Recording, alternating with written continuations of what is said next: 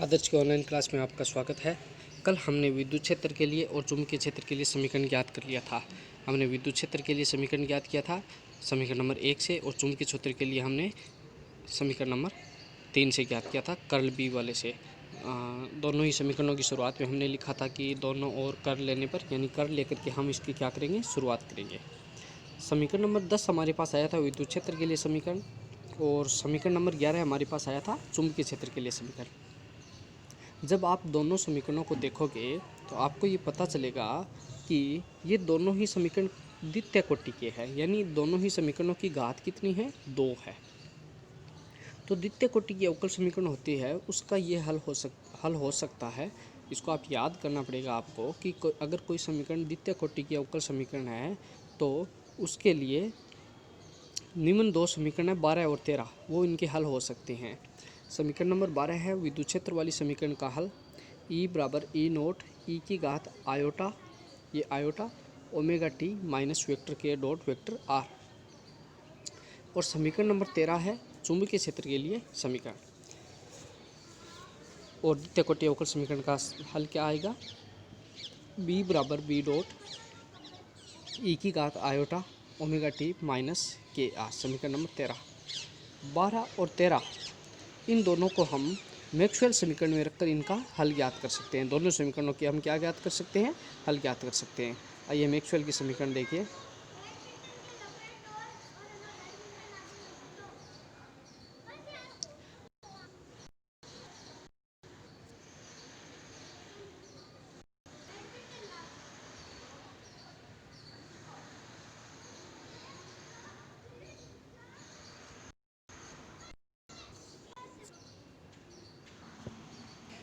देखिए समीकरणों को हम समीकरण में ज्ञात कर सकते हैं। देखिए मैक्सवेल समीकरण है,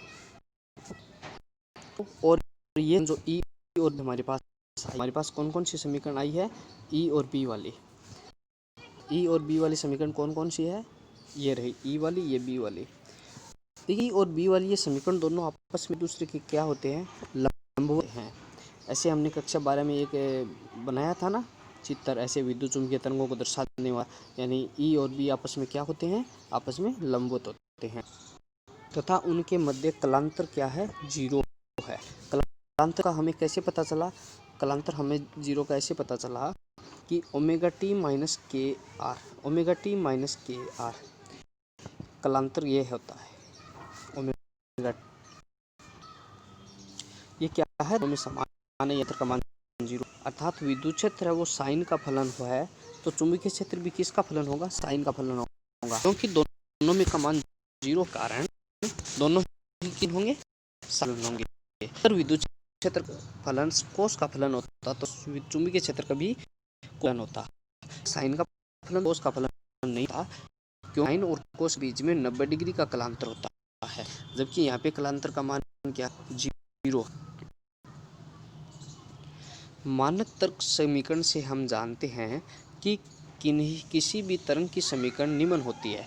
तरंग के लिए एक मानक समीकरण दी गई है, डेल स्क्वायर साई बराबर 1/v² डेल टू साई बटा डेल टी स्क्वायर। यहाँ पर v क्या है, तरंग का वेग है।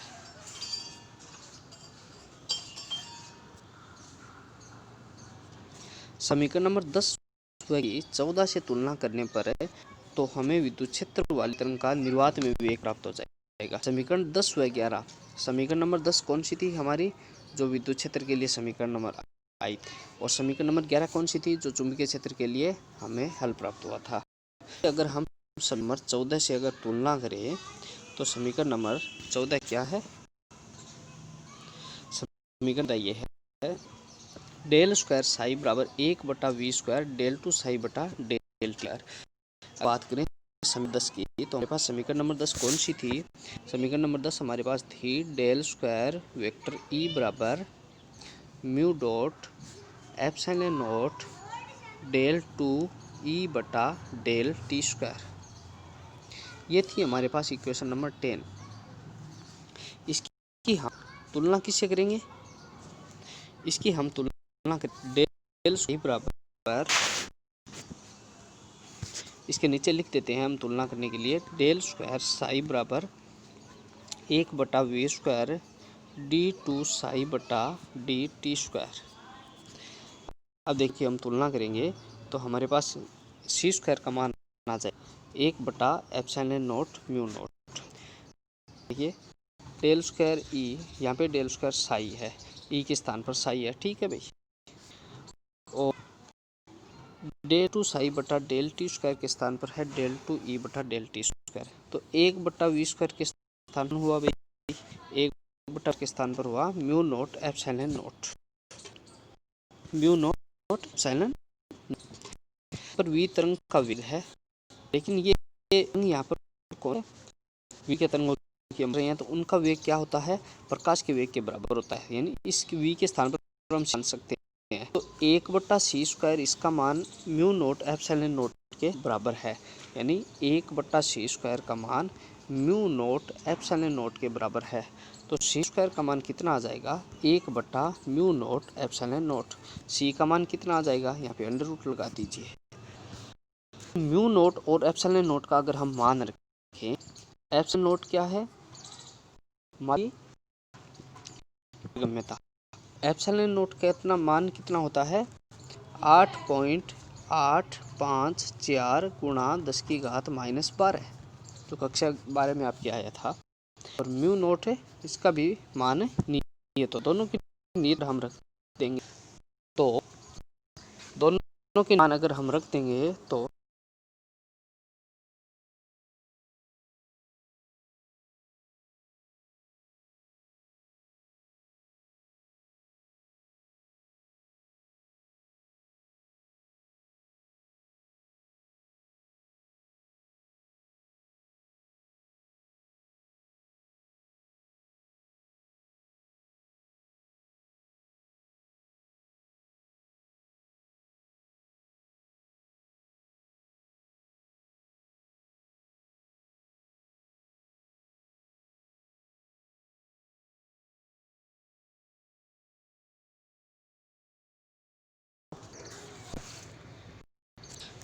दोनों के रख देंगे, 10 का जाएगा 3⁸ मीटर सेकेंड,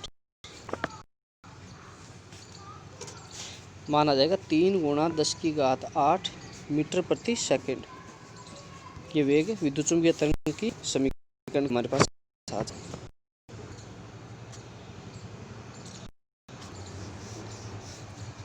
समीकरण 16 तक। अब यार हम क्या करेंगे, चुंबकीय क्षेत्र वाले तरंग का वेग भी समान प्राप्त होता है, अर्थात विद्युत चुम्बकीय तरंग का वेग निर्वात में 3 × 10⁸ मीटर प्रति सेकंड होता है। ये तो निर्वात में होता है। अगर माध्यम की बात करें तो माध्यम के लिए म्यू नोट एप्सिलॉन नोट था, यहाँ पे डॉट हटा देंगे, तो ये बन गया माध्यम का वेग हो जाएगा। और माध्यम वेग के लिए म्यू का मान होता है म्यू नोट म्यू आर, और एप्सिलॉन का मान होता है एप्सिलॉन नोट आर। ये सूत्र में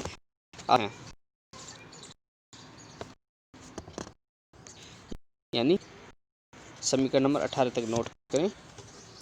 यहाँ पर म्यू आर और एप्सिलॉन आर के आपेक्षिक चुंबकशीलता म्यू आर है और एप्सिलॉन आर है विद्युतशीलता, विद्युतशीलता।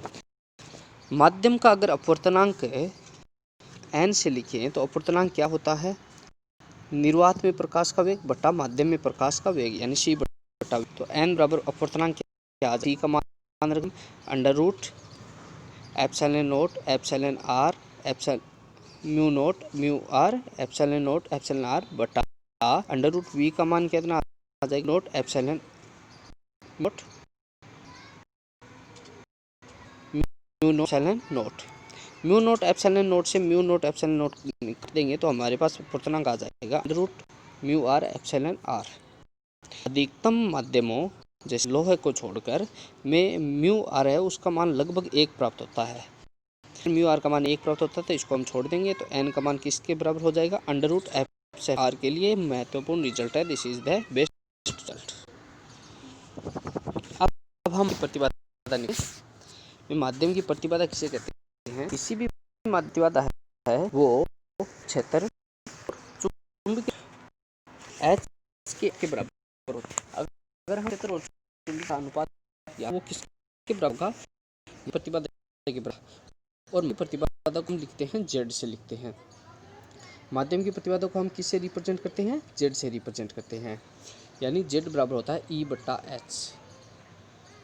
यानी माध्यम का विद्युत क्षेत्र और चुंबकन क्षेत्र दोनों का अनुपात है वो किसके बराबर होता है? माध्यम की प्रतिबाधा के बराबर होता है। और निर्वात में क्या होती है? निर्वात में तो हम जानते ही हैं कि E/B का मान किसके बराबर होता है? C के बराबर होता है। आप विद्युत चुम्बकीय तरंगों की प्रॉपर्टी पढ़ेंगे तो उनमें पढ़ेंगे C बराबर क्या होता है? E/B। यानी विद्युत क्षेत्र और चुंबकीय क्षेत्र का अनुपात है वो निर्वात में प्रकाश के वेग के बराबर होता है और माध्यम में प्रतिबाधा के बराबर होता है। तो C का मान क्या होता है? 1/√ε0 और μ0। देखिए E/μ0H का मान कितना आ जाएगा? E/μ0H का मान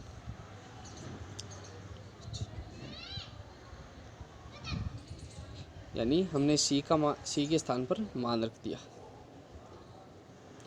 E/μ0H।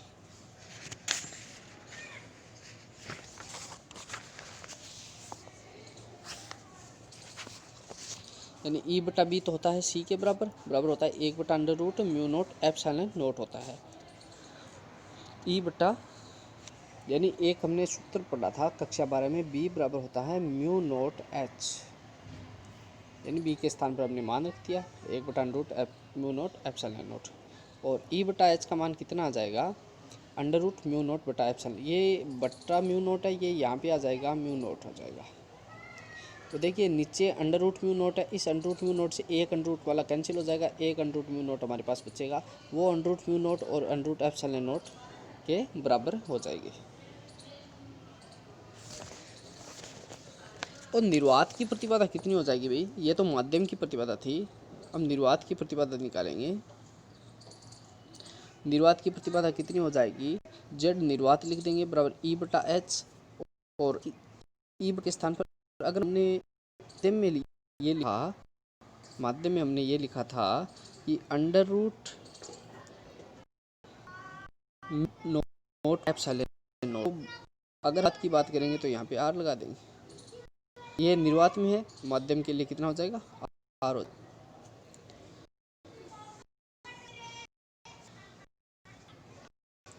बराबर इसका मान √μ/ε0 का होता है, इसका मान 377 ओम।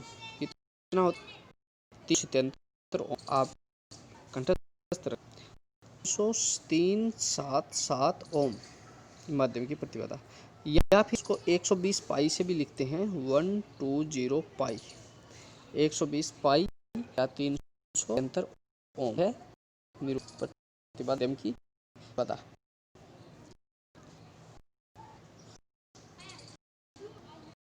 उसके बाद में समीकरण E व B के हल से मैक्सवेल के समीकरण, विद्युत क्षेत्र और चुंबकीय क्षेत्र की समीकरणों के हम ये सिद्ध कर सकते हैं कि विद्युत चुंबकीय तरंगों की प्रकृति कैसी होती है? अनुप्रस्थ होती है। अर्थात यदि तरंग z दिशा में गमन कर रही है तो E व H/B के संभव मान XY तल में ही होंगे। इनके मान कौन से तल में होंगे? XY तल में ही होंगे।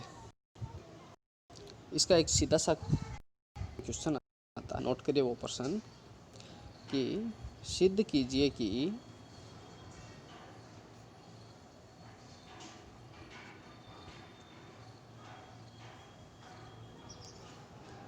विद्युत चुंबकीय तरंगों की प्रकृति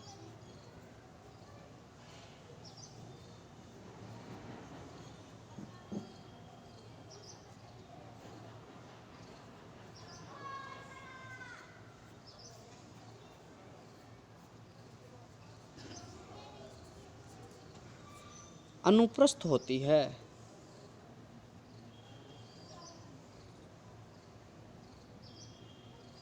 कैसी होती है? अनुप्रस्थ होती है। ये हमें सिद्ध करना है। आप इसका आंसर नोट और पूरे के बड़ा प्रश्न, पूरे प्रश्न का आप आंसर लिखेंगे। विद्युत चुंबकीय तरंगों की प्रकृति कैसी होती है? अनुप्रस्थ प्रकृति होती है। इसके बाद एक बार रिवीजन करें। सबसे पहले हमने क्या लिखा था, निर्वात में विद्युत चुम्बकीय तरंगों की समीकरण और उनका हल लिखा था। निर्वात में विद्युत चुम्बकीय तरंगों की समीकरण, मैक्सवेल के समीकरण है 4। डाइवर्जेंस ई बराबर रो बटा एप्सिलॉन नॉट।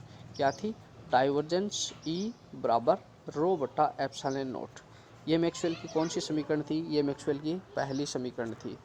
उसके बाद में मैक्सवेल की दूसरी समीकरण कौन सी थी, दूसरी समीकरण थी डाइवर्जेंस बी बराबर 0।